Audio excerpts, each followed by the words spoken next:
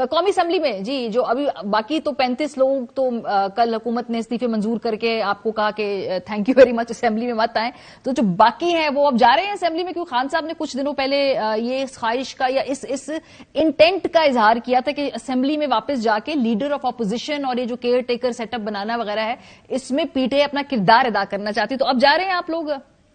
जी, उसके ऊपर बिल्कुल गौर किया जा रहा है। उसकी एग्जैक्टली स्ट्रैटेजी क्या होगी वो जल्द फाइनलाइज कर दी जाएगी और फाइनलाइज करके इम्प्लीमेंट भी हो जाएगी, इंशाल्लाह ताला बिल्कुल होगा।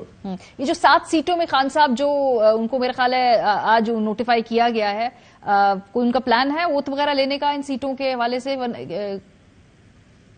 किसी एक सीट पे? फिर देखें क्या होता है, ओवरऑल स्ट्रैटेजी के ऊपर डिपेंड करेगा। अभी फिलहाल तो वो फौरी तौर पे तो ओथ लेने के लिए नहीं जाएंगे। ठीक है, और क्या जो लीडर ऑफ ऑपोजिशन चेंज करने की स्ट्रैटेजी वो भी है ऑन द कार्ड्स, क्योंकि वोट ऑफ कॉन्फिडेंस वाला तो अब एक तरीके से उन्होंने एक प्रिएम्प्टिवली उसको ब्लॉक करने की कोशिश तो की है हुकूमत है, लेकिन लीडर ऑफ ऑपोजिशन चेंज करना है और वो तो असेंबली में जाना ही है आपको। नहीं, एक्चुअली इसका वोट ऑफ कॉन्फिडेंस से एतमाद के वोट से कोई ताल्लुक नहीं है। जो सर रन ऑफ इलेक्शन के बाद आप चेंज नहीं कर पाएंगे ना, शहबाज साहब समहाउ प्रिवेल अगर हो भी गया ना उस कॉन्टेक्स्ट में।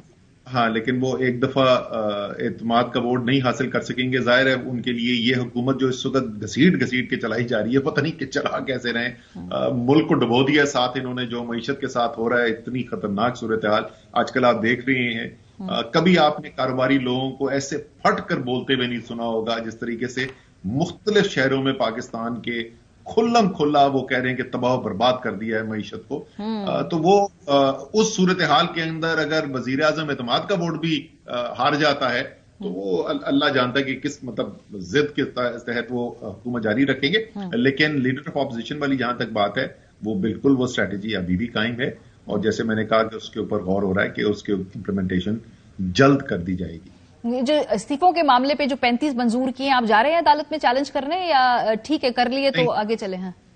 हम कोई नया अदालती चैलेंज नहीं कर रहे। हमारी एक पिटीशन पहले से पड़ी हुई है जो सुप्रीम कोर्ट के अंदर इस वक्त रखी हुई है, जिसके अंदर हमने ये सवाल उठाया था कि स्पीकर साहब जो हैं वो अपनी मनमानी करके अपनी पसंद से कैसे सेलेक्ट कर सकते हैं। हालांकि तमाम 125 से ज्यादा एमएनएज ने एक ही दिन एक ही तरीकेकार से इस्तीफा दिया था, तो ये कैसे हो गया कि ये इस्तीफा हलाल है और ये इस्तीफा हराम है, और ये इस्तीफा जो है ये अगस्त में हराम था और ये वाला इस्तीफा जो है ये जनवरी में हराम है। मतलब ये तो तमाशा बनाया है ना कानून का। तो वो चैलेंज ऑलरेडी सुप्रीम कोर्ट के अंदर पड़ा हुआ है।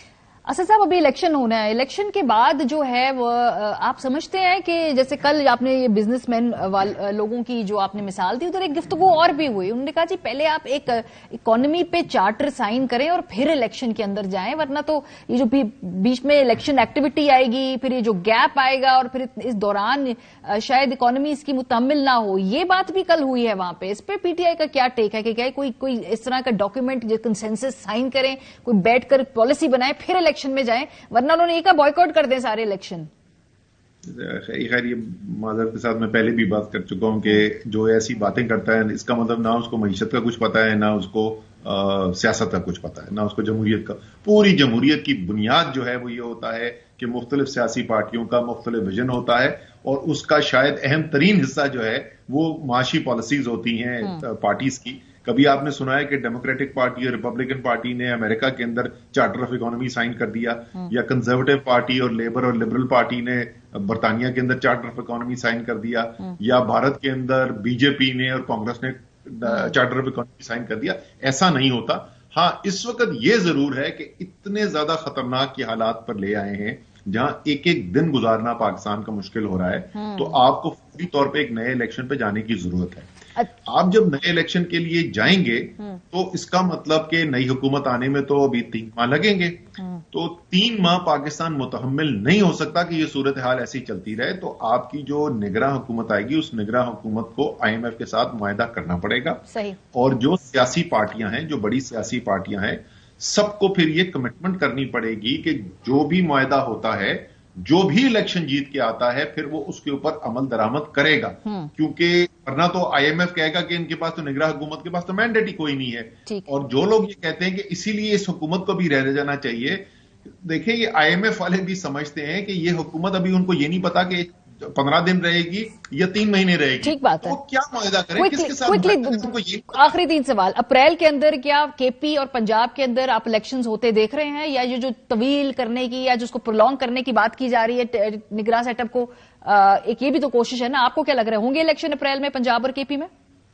कोई आइन में गुंजाइश नहीं जी इसको लंबा करने की, तो अप्रैल के अंदर इलेक्शन कराने पड़ेंगे। हो सकता है मार्च में इलेक्शन हो जाए, क्योंकि ये कहा गया है कि 90 दिन के अंदर अंदर कराने, जरूरी नहीं 90 दिन लगाए जाए, हो सकता है कि मार्च में इलेक्शन। नहीं, वो कह रहे हल्का बंदियां भी करनी है, बहुत सारे देखिए कानूनी गुंजाइश हल्का बंदी, हल्का बंदियां तो हुई भी है पंजाब के अंदर राणा सनाउल्लाह साहब कह रहे हैं कि भाई वो करना है हल्का बंदियों का कुछ काम, इसलिए देर हो सकती है। राणा साहब क्या बात कर रहे हैं, अब भी तो हल्का बंदियां कंप्लीट हुई, सितंबर में शाया की है इलेक्शन कमीशन ऑफ पाकिस्तान ने पुरानी मरदमशुमारी के ऊपर हल्का बंदियां।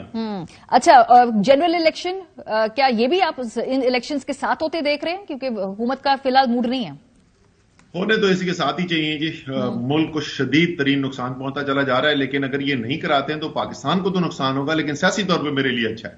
पंजाब और केपी के अंदर इस वक्त पीटीआई जो है वो लीड के अंदर है, किसी को इस बारे में दो राय नहीं है। दोनों जगह इंशाल्लाह ताला हमारी हुकूमत बन जाएगी। इन दोनों सूबों में हमारी हुकूमत हो और फिर ऊपर कौमी असेंबली के इलेक्शन हो रहे हो, वो तो वन वे इलेक्शन हो जाएंगे। इनके तो बेचारे एमएनएस को के लिए बिल्कुल वो हाथ पीछे बांध के इसका मतलब इलेक्शन करवाएंगे, जो नीचे उनको पता है कि अगले 4.5 साल तक हुकूमत तहरीक इंसाफ की बैठी हुई है। आखिरी सवाल, इमरान खान साहब, आपको लग रहा है कि उनको सियासी तौर पे नॉकआउट किया जाएगा? क्या वो नाअहली की जो बातें हैं वो आप आर यू प्लानिंग कि भाई खान साहब की बगैर भी इलेक्शन में जाना पड़ सकता है, क्योंकि ये बड़ी बड़ी स्ट्रांग वाइब है? बट उसका बुनियाद क्या है? कोई बुनियाद तो मुझे कोई बता दे कि कौन सी कानून के अंदर गुंजाइश है कि जिसकी बुनियाद के ऊपर यह किया जा सकता है। कोई बुनियाद ही नहीं है इमरान खान को, जो कहते हैं ना टेक्निकल नॉकआउट, भाई कोई टेक्निकल भी नहीं है, कोई बुनियाद है ही नहीं। चले सर, बड़ी तेजी से एक इस्लामाबाद में केस चल रहा है जो इमरान खान साहब की औलाद के बारे में, वो केस है, तोशाखाना का केस है, फिर वो आपकी पार्टी के फॉरेन फंडिंग का केस है, वो 3-4 केस है। वो कोर्ट करेंगे भाई इनमें से 2 में तो नाअहली जो है लिखी हुई है नविश्ता दीवार, आप लोगों के लिए पढ़ लें, वो आप कहते हैं आपको? वो मेरे ख्याल में इजिप्शियन हीरोग्लिफिक्स जो होते थे ना, उसमें नविश्ता दीवार होगी।